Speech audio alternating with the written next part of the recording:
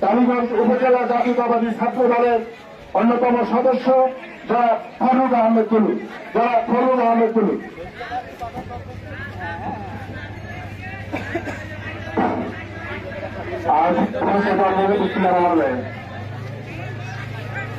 এই দেখো তো ওই জায়গাটা খালি হলো কেন?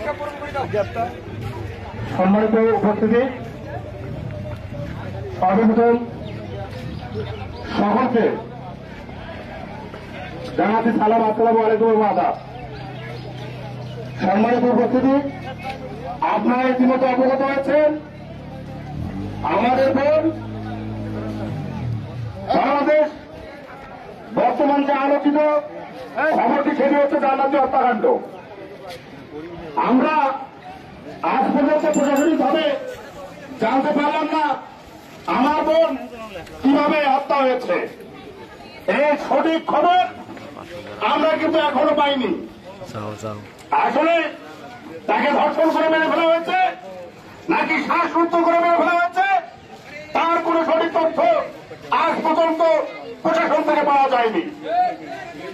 অত্যন্ত দুঃখের বিষয় হচ্ছে যে আজ পর্যন্ত বাকি যে আসামিগুলো তারাও গ্রেপ্তার হয়নি। আমরা কোন দেশে বসবাস করি, যে দেশে একটি হত্যাকাণ্ড হয় হওয়ার পরেও আসামিরা ফিরিয়ে চলাচল করে।